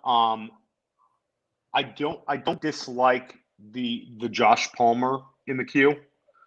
I don't dislike it. I think it's fine. Oh no, Theo. No, I agree. I would have said him and defense. But I will say also that Diami Brown is interesting. Yep. So Evan Ingram goes. So here's where I'm at, Theo. I like either Diami or Josh Palmer and a defense. That's kind of where I'm at mentally here. Okay, so let's Let's take Unless you don't the like that Bucks. structure, because I'm taking your lead from a structure perspective. No, I think it's fine. Let's lock up the Bucks defense. Okay. The only devil's advocate is you're going up against the Dallas Cowboys on opening day. Let's take them. I think we take them, and I think Let's that we do it. move on. Okay, and I'll All right. say this, just as a general strategy here, we can also take a defense in round 20, and then that'll be the first guy we drop off the waiver wire because you have access to the Thursday night game. We have to check that in a closed league. That might be a different rule in NFFC, but like FFPC, you get the free roll on Thursdays for a lot of these leagues. Yep. So, okay, so let's take – I'm between Diami Brown and Josh Palmer. Agreed. Which one is more appealing to you? I think that I will say that okay, so let's take Josh Palmer. Would you have said the same? Oh, well, we picked him, so it doesn't matter. I was going to go with whichever you wanted, and you seem like you wanted Palmer. I think they're both appealing. I think that those two guys are kind of like – I think that Palmer might have a bigger hill to climb in terms of winning the wide receiver 2. I think Diami Brown has an outside shot of just overtaking Curtis Samuel as the season moves on. But I think they're both like the definition of in the NFL, if you're better than the guy in front of you, you're going to take his job. And it might take a few weeks. Some coaches are going to give veterans a chance to keep their jobs longer. But you've seen these rookies like T. Higgins is a perfect example last year. Like T. Higgins was drafted early, but people still didn't give him much of a shot because of such a crowded wide receiver room. But he just was better. And he made AJ Green once he took over, T. Higgins just, he takes off. And it happens every single year. So I think like Diami Brown and Josh Palmer to me are like, they could just be better. Josh Palmer could just overtake Mike Williams. I don't think it happens, but Mike Williams, I think Mike Williams, we've drafted him many times. I think he's a good player. He went the 8th round in this draft. But I think like Josh Palmer is going to make plays, and as the season moves along, their target share could be similar. So it's worth a go. And in the 16th round, and with what is it, wide receiver number 800 at this point, it's worth a shot. And Diami Brown goes 2 picks later, so it's they have the same similar thinking. Yeah, I like where he went. Yeah, I mean, have you been drafting much Curtis Samuel here in the late summer? Because I have not. Just like been totally off of him, and I mean I think his floor has sort of fallen or sunken with that. I mean, he was in the 10th round, and I think that early draft season. Am I wrong to say that he was like a 7th, 8th round pick that people would be going after? Yeah, Curtis Samuel was really appealing to start the summer, but he missed some time at camp, and I just think that Washington has a lot of weapons. They extended Logan Thomas. Logan Thomas is not going away. I think that was a popular thing in Dynasty and in redraft to kind of let Logan Thomas to kind of fade him. And I think that ship has sailed. He looks like he's going to be a thing. McLaurin looks like he's going to get wide receiver 1 target share. And then you have the 3 dynamic running backs, and you have Adam Humphries, who's a continual fantasy pain in the ass. The guy who's going to catch a few balls and, he'll catch a touchdown here. He basically is taking away, sapping value from, guys you have. So Samuel is a great real life football player that might be a better real life football player than fantasy player. And I think that they'll use him in different ways, but I don't know. I'm not as much into it. I mean, and if you are into Curtis Samuel, now you can get him in the double-digit rounds where, early in the summer you had to use an 8th round pick on him, 7th round pick on him. So, I don't have hardly any of them, and I don't think that's going to hurt me. No. Yes. Yeah. I agree. I think, especially like late round, 19th, 20th round picks, I've been adding some Diami Brown, and I think I've got like way more Diami than I do Curtis, especially when you factor in their costs. So, yeah. And I think we're good. I think we're good on wide receiver here, Shelley. I think that I don't think there's. It's certainly gotten ugly. Yeah, I think it's gotten ugly, and I think that teams are going to maybe take some, but I think it's kind of wishful thinking at this point. I think that if a wide receiver, happens to pop, it'll be somebody on the waiver wire. I don't think it's going to be somebody taken in these next, 2 rounds. I could be wrong, but we're wide receiver heavy drafters, and there doesn't really seem anybody that's super appealing to me. I'll throw out one potential guy just based on the camp situation, but it would be more like throwing a dart than making a calculated decision. You'd be betting on one guy stepping forward, and I don't think we like drafting that way. Running back wise, there's a few I like at this point in the draft. Yep. Taking a look now. And then having a QB2 is not the worst idea. No, I added a few in there. Okay, cool. And I think that there's some that we would want to remove, but added a couple just for conversation's sake. Yeah, no, I hear you. It's I don't think anything's. I think that one is not necessary. I like your idea of 2 and 3. I like your idea of I like the second quarterback. We're on the same page. I think I clicked one for the purposes of I was trying to look about who we had on our team and who was potentially left for like a cheap stack or pairing, if you will. Yeah, and I'll say that grabbing our tight end 2 here at the 17-18 turn is probably the move. I mean, we're into Jonnu and he has a week 14 bye, but he gets banged up. He's missed time. I think he's healthy now, but I don't want to be completely committed to just if we would have taken a tight end in the first 6 rounds, I think we would have completely gone with a 1 tight end build, but I don't mind adding the second tight end. Yeah, no, that makes sense to me. I'm okay there. Because I think structurally, and again, just to say it out loud, I think that I was at least thinking something like a 2-5-9-2 with the kicker defense. I think that in terms of where the wide receivers went and kind of how we positioned ourselves earlier in the draft, I think that will, as you said, kind of stick with the 8 wide receivers here. Yeah, and I mean, you can kind of see how the 0 RB build is so appealing in the NFFC. Some people have had great success with it, but I think if you do it, you've got to really, really hammer wide receivers in the first 8 rounds. It's got to be like walking away with 5 wide receivers in the first 8 rounds, maybe 6, and then because you see it just dries up. It's hard to cover it up. Quez Watkins is going to every wide receiver 3 is going to be rostered at some point in this draft. Yep. So I like the idea, Theo, of a running back here and a tight end here, just in terms of like. So you see, team defenses are starting to go. We're already locked up with the Tampa Bay.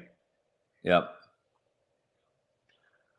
Team kicker, we should also think about if there's one we like, but I don't really care. I think there's some late kickers this year that are fine. Yeah, and I from my perspective, not that it really matters in terms of like people getting cut, especially at this point in the season. But for me, the team kicker aspect of this is like really appealing to continue to wait unless there's like something obvious. Yeah. Yep. So again, happy structurally, game theory wise, that we ended up going the Buccaneers defense. I think that was a good pick, especially now as they do come off the board in the 17th. I'm going to look for one more player in the queue that I think. Okay, I found him. Yep. Okay, I like that pick or idea. Yeah, it's just wide receiver at this point. It's just so dry. It's really, really hard to find anybody. I mean, I'm not committed to any. I mean, the one who just went Amari Rodgers was one I think we had queued up for quite some time. But rookie wide receivers, we took our dart throws on Nico Collins and Josh Palmer. I wouldn't call Jalen Waddle a dart throw, even though he is a rookie. But yeah, our dart throws were Collins and Palmer, and so it just so happens that we probably weren't doing another dart throw on Rodgers. Yeah, and Collins is like revenge on me getting revenge on Shelley for making us not even consider Brandon Cooks. So I'm going to make him roster 1 Texan. I think this might be the first Texan we've drafted. Yeah, maybe. No, I like Nico Collins. I think that's if that's punishment, then I definitely say thank you, sir. May I have another? That's fine, all day long. That's Quadri Olson was in our queue. That's a nice pick there in the 17th round. they're down to like 2 running backs in Atlanta. Olson's the clear cuff, and the only thing standing in front of him is a 29-year-old Mike Davis. We have a lot of Olson in the FFPC leagues. Zach Pascal goes. Do you know who I feel like a little bit of an idiot for? Is Jared Cook. I think it was a great pick in the 17th round.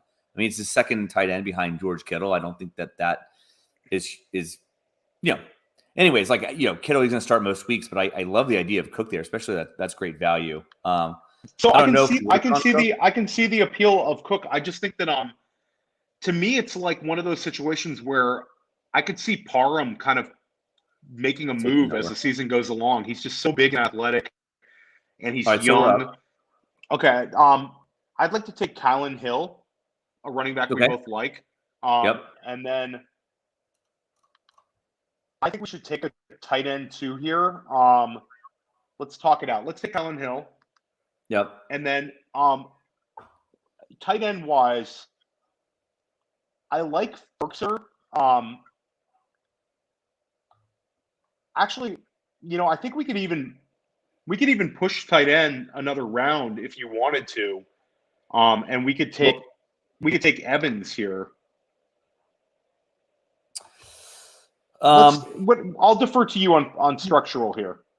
A lot of dart throw running backs. I mean, I guess the question is how long we keep them, because that's a lot of rookies that it'll take to pan out. So for me, it's Ferkser or Jarwin would be the tight end of choice for me. Okay, let's push it and see what we get. So let's go Evans here. Okay, so let's go Evans, and then done. We'll take Chris Evans. I like that pick because I think that we can push on tight end, so when I'm not committed to either, I don't mind letting the board decide. And if the board decides that it's a no for all of them, I think that there's enough interesting names here on this list that we can still piece something together. Especially because again, we've got somebody on the board. We've got Johnny on the board, so we know week one we've got somebody in there. Yeah, and I think that Ferkser would have been a nice pick, but Evans and Hill are both they're appealing to me. We've taken a lot of rookies with this team, so we've gone kind of an upside in the back half of the draft. Hill looks outstanding. I think if anything happens with Aaron Jones, or if anything happens with A.J. Dillon, Hill's going to be a thing. And Evans looks like he's going to beat out Pirine in Cincy. I think we even have some Samaje Pirine. But I think it's going to be Evans. Evans going to make the team, and he's a talented player, and it's the kind of guy we want to have on this bench. And if something were to happen to Mixon, Evans would be a huge fab guy in NFFC. Yep. No, I like that. So I think structurally, Theo, I think that we're thinking. Well, I guess we've punted on the second quarterback. We're either going to get a second tight end or second quarterback, and then the team kicker here. Yeah, I don't really care about having a second quarterback. I think we should roster one during the season because of the COVID stuff. But Lamar's already had COVID, or he got exposed to COVID, so it's kind of like I don't know. I think we punt. I think we punt QB. But I'm okay punting tight end as well. If you feel more comfy with having a second QB, I'm okay with that too. Let's see who's available, on either side of the coin there, because I think there's a couple of 6-point passing quarterbacks that I like still on the board, and I'm just not committed to either of these tight ends. And I wonder, Theo, just asking you, is it better to have the quarterback who potentially is putting up bigger weeks than allow the information to make it? Would you rather pay the premium on the waiver wire for a tight end that pops? Would you rather pay for the pass production at tight end to allow the information to be known to you than it would be have quarterback on the board?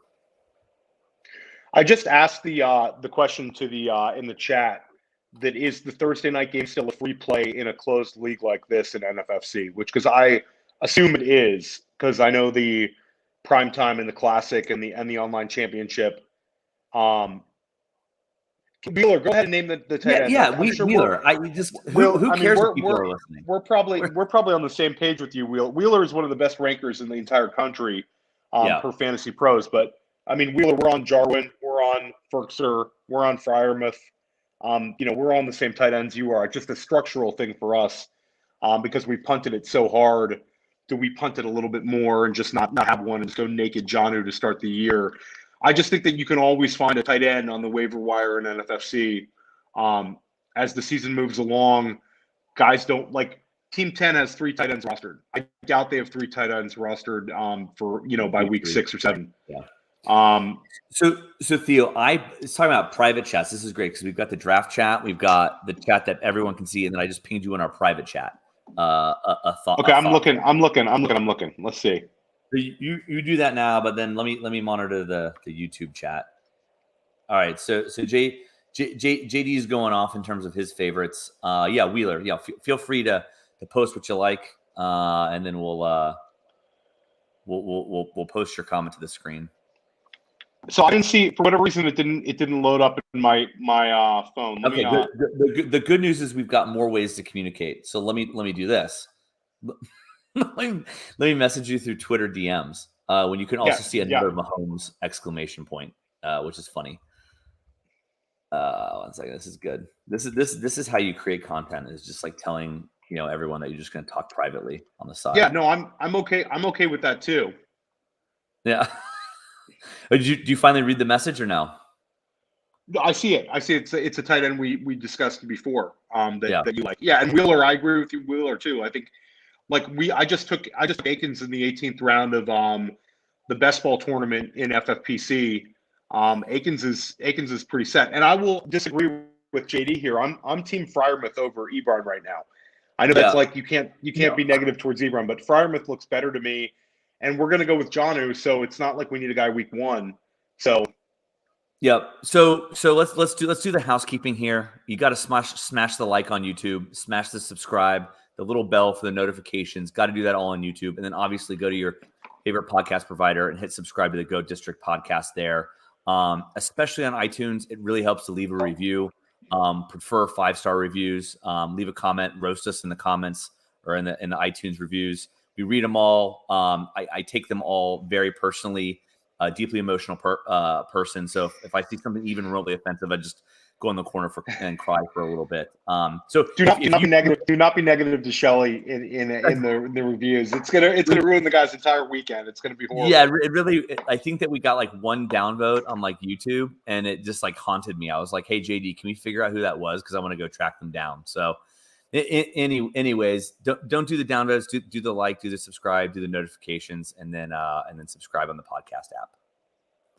All right, famous Jay. So we should make a decision structurally here, based on what we're going to do in the 19th and 20th. Do you feel more comfortable going with a single QB build or a single tight end build? I think that we should pay for information at tight end.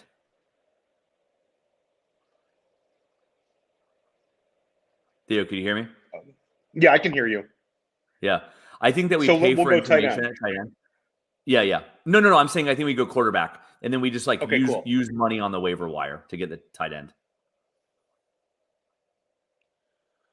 What are your thoughts? You don't want to take – I mean, the fact that Ferkser's here in the end of the 19th and a guy we kind of like makes me kind of want to take Ferkser.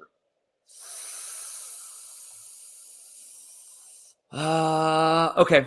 You can do it. He's not my favorite. I don't think he offers the same kind of upside as like a quarterback or Donald Parham. I like the Parham idea the most. I think you came up with that. But if you really want to go Ferkser, I think that you've acquiesced more than I have tonight, so I can compromise on Ferkser. I think Parham is the smash pick if we want tight end, or I think we go like a Jameis or a Darnold, or really just Jameis. I think I'm down to Jameis or Parham, if I may. So I really want Ferkser. I just think Ferkser's I think Ferkser's he's the floor guy, and you get him in the 19th round. Okay, no, we're back on the clock, so we got to go team kicker. I'm okay going with the Cowboys kicker. I don't love it. Well, I was gonna say I like Tyler Bass. I like Bills. I like Arizona team kicker. Okay, it's fine. So Bills is okay to me. I just think we pivot when the weather gets worse. I think we pivot off the Bills. Sure. Yeah, I So let's that's take fine. the Bills. Yeah. All right, we'll go with your Bills. Okay, That makes sense. done. Shelly, I'm going to come in and out of the room. I'm getting the storm hit again. Let me leave the room and come back. I'm hearing a little. A little echo. All right, Kevin. Well. Hey, Wheeler, we ended up going the Bills kicker here. I like Tyler Bass. I think that in terms of being in the right spots, good places to be. I like the Bills to be in the right half. Let me add Theo back. Nice. Okay, Theo, we made the Ferkser pick. Question for you: is there any instant regret that you have on Ferkser? No. No, I mean it's a boring pick. I do think he's got a path to being the number 3 target in Tennessee. I think he's got a path there. Yeah. He's boring, but they have a lot of faith in him.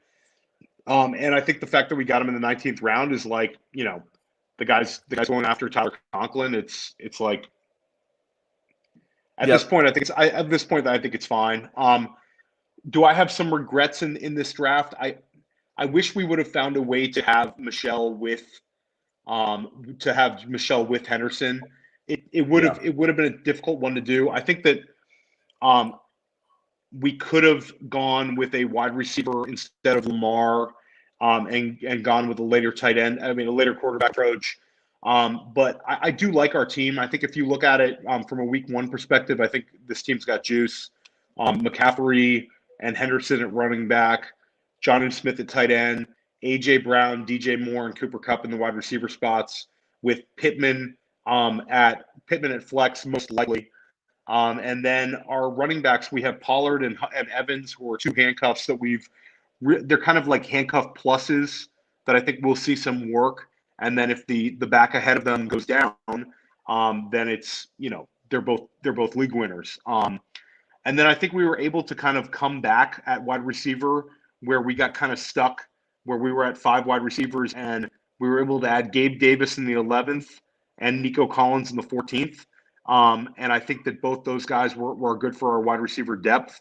So, I mean, it's a tough ass league here. But I don't think we're drawing dead. I think we've got a pretty good team here, and I think we'll have an exciting season. No, so just my recap, and I agree with a lot of your sentiments. I think the one mishap we had was I think we both lost internet connection on the Cooper Kupp pick. I think I'd much rather have Mahomes there, and then maybe do a keep Henderson, but maybe I don't know, like a Juju or a Cortland Sutton or like Laviska Shenault instead of Lamar. So again, like I think this is the chip chasing guys. I like the 2v2. I think I like Mahomes and Shenault more than I like Jackson and Kupp. But I think that's just like sort of me in terms of how I think that like maybe Lamar's a little bit like his value is like neutered slightly in this when quarterbacks like Mahomes who are passing for touchdowns get the full 6 points. I think that's the only issue on my end. I think that we have a fine draft, but losing the internet, not being able to communicate there stunk in my mind. Yeah, that was not being able to communicate with your drafting partner is always a tough thing. It's always a tough struggle, especially in a tag team. I will say that if we would have taken, I think losing out on Kupp would have hurt. I think Kupp has a chance of being a wide receiver 1, like a top 12 wide receiver. And I don't think that the guys we would have had exposure to in the 6th round have that. I don't think there's a scenario where any wide receiver we would have taken in the 6th round has as high a ceiling as Cooper Kupp. So I think that Lamar, to me, is, even in this format, is in the same sort of tier with Murray and Allen. I think it's a clear like 2, 3, 4 for me right now at quarterback, and I think that it's not as big a deal. I think that he'll be such a smash play with his rushing ability that I think he's going to be fine. And it's you have a weekly floor with Lamar. So yeah, you can kind of just play like sliding doors here on lots of different picks. I think the AJ pick was super easy for us. I think we were both really happy about getting AJ Brown. And I think if you look at the board, it was always going to be AJ for us. When Jefferson and CEH went, it was always going to be AJ. DJ Moore is a Shelley on-brand pick, and I like it a lot as well, especially in this format. Cup, I seem to be happier than Shelley is, but Waddle we both really like. I'm in a chat with you and Dan Williamson. I added him in the 8th round of the Football Guys today. Actually, might have been the 9th round. But Waddle has been a very appealing guy for us to get. And then Pittman, we talked about. So yeah, I mean, I like this team, Shelley. It's a fun team for sure. Yeah, no, this is a good one. And then just one last thought, and we'll close with this. And actually, I'll say, one more time on YouTube: like, subscribe, bell, notification, leave a review, leave a comment. Upvotes only, downvotes emotionally devastate me. And then obviously on iTunes, please subscribe. This will be out on podcast form soon. Theo, one last thought for me, Sony Michel. I just think structurally, I like sticking on that Waddle Pittman turn. I loved that turn because I think we pushed the board, and I just don't think that those two guys make a lot of sense, and I just don't think that we were ever fated to have Michel on the team, which is it is what it is. We could have gotten lucky, but this is a tight room, so we just we didn't. Yeah, and we also cuffed. It would have been tough to cuff 2 backfields. I think if you are gonna cuff in this. And in this format, in a closed league like this, I really don't mind doing it. But I don't like necessarily cuffing 2 backfields because you're basically taking 4 spots up of your. It's 20% of your roster if you have four running backs rostered all setting up those cuffs. So yeah, I hear you. I just think I think if we would have cuffed with Sony, I don't think we would have taken Chuba. Yeah, kind of been. So that's kind of where I'm going. But yeah, I mean there's a couple of picks maybe I would have changed. I think the Josh Palmer one, we didn't necessarily need Palmer, even though it was appealing to have that extra wide receiver. I think if you kind of look at the way the board went, we would have maybe liked having a Quadri Olesen instead of a Palmer. But again, we're just kind of nitpicking at the board at this point. This was a blast doing. I think Shelley. So we're planning on trying to do another Football Guys draft together, Shelley. It's gonna. It's touch and go. We really should, but touch and go. But the one thing that we need to get on the schedule is the Vegas food and drink pod, a quick 30-minute pod about best our pod. dinner plans and what we're gonna do. So it's Vegas is gonna be a blast. We have a tentative podcast scheduled for Vegas. The first and 15 guys might be involved with that. I am splitting so basically the GOAT district is going to be busy drafting the next few days. I'm again in the NFFC live New York City drafts. On Friday, I have 2 of them. On Saturday, I have 3 of them. That's a long day. And then Sunday, Dan and I have our first FFPC main event team that we're splitting. Shelley has split a team with Dan, or I believe you're in the middle of the draft now, Shelley. A slow draft. Dan and I are doing a live one at 6:00.